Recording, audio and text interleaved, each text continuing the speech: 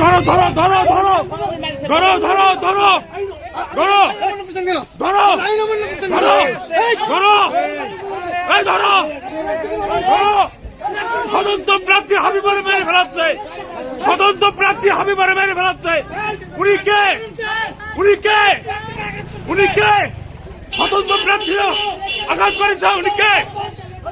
আপনি কে? কে আপনি? এই মুখ ঘুরান। কে উনি? কে উনি? এই প্রার্থীর গায়ে হাত তুলছে কেন? কেন উনার আটকাও? আটকাও উনি কে? আসছিলাম ভোট চাইছি, কয়েকটা মহিলা আসছে তো ভোট চাইছি। আপা সালাম দিয়ে আপা ভোট দিয়েন ফুটবল মার্কায় দিয়ে আপনার মনে করেন যে উত্তেজিত হয়ে গেছে।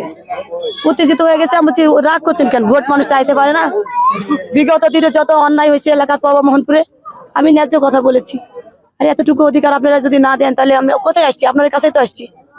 না না মানে উত্তেজিত হয়ে কথা বলছি। রাগ দেখাচ্ছেন কেন? আর অমনি মার শুরু করছে এই আর কি। বিএনপির লোকজন ফুটেজ আছে, মোবাইলে দেখলাম তো ফুটেজ দেখালাম। ফুটেজ আছে। আপনি কি কমপ্লেইন করছেন রিটার্নিং অফিসারের কাছে? রিটার্নিং অফিসারের কাছে আমি গেছি, আমি নির্বাচনী এজেন্ট, আমার পরিচয়ের কথা বলছি। আমি নির্বাচনী এজেন্ট। দাঁড়ান না রে বাবা, যেগুলোতে পারেন আমি গেছি। আপনি একটু বলেন তো যে আপনি কি কমপ্লেইন করছেন? আমি তো কমপ্লেইন এখান থেকে আমার এজেন্ট মহোদয়কে দিয়ে করাচ্ছি। আমার গলাতে কথা বলতে খুব কষ্ট হচ্ছে, খুব ব্যথা। আচ্ছা একটু এজেন্টের সঙ্গে কথা বলেন। আমার নাম আকবর হোসেন ফাইটন। আমি ওনার প্রত্যেকটা অন্যায়ের প্রতিবাদের সাথে ওনার সাথে আছি, হাইকোর্ট থেকে আসছে পর্যন্ত। আমি ওনার নির্বাচনী এজেন্ট। ওনাকে নিয়ে আমি বিভিন্ন কেন্দ্র ঘুরছি, এখানে কেন্দ্র পরিদর্শন করে আমরা যাচ্ছি। উনি স্বভাবত গাড়ি থেকে নামেন, গাড়ি আমাদের আছে এখানে, গাড়ি থেকে নেমে সালাম কালাম দিচ্ছেন, বলছেন যে আমি একজন প্রার্থী, আমার মার্কা ফুটবল, আমি আসতে পারি না, দেখা করতে পারি না, আপনি আমাকে ফুটবল মার্কা ভোট দিন। ওই পর্যন্ত যখন গেছে তখন অতর্কিতভাবে এই লোকটা তাকে একবারে ডাইরেক্ট আক্রমণ করছে। আমি তখন ফাঁকে ছিলাম, দৌড়ে এসে চাপকাই ধরছি। উনি ফিরে এসে আবার মারছে, আবার সাথে থেকে 3-4 জনে ধরছে ওনাকে।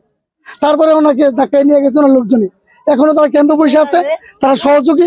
এমনকি এই ভোটটা এখন 70% বিএনপি তার গায়ের জন্য নিচ্ছে। নির্বাচনের পরে তাদের কাছ থেকে জনগণ নিরাপদ না, জনগণ এই নিরাপদ না। আমরা জনগণের কাছে এর বিচার চাই, আপনাদের কাছে বিচার চাই, জাতির কাছে বিচার চাই। প্রিসাইডিং অফিসারের কাছে আমরা এনেছি, তারা বলছে কেন্দ্রের বাইরে আমাদের কোনো দায়িত্ব নেই। আমরা টোল পুলিশকে জানান। এখন কি আপনারা রিটার্নিং অফিসারের কাছে কিছু বলবেন? আমরা রিটার্নিং অফিসারকে বলবো, আমরা জরুরি সভায় ফোন দিচ্ছি, আমরা সেনাবাহিনী ফোন দিচ্ছি, ডিজিএফআই ফোন দিচ্ছি। তারা বলছে বসেন, আমরা ব্যবস্থা নিচ্ছি।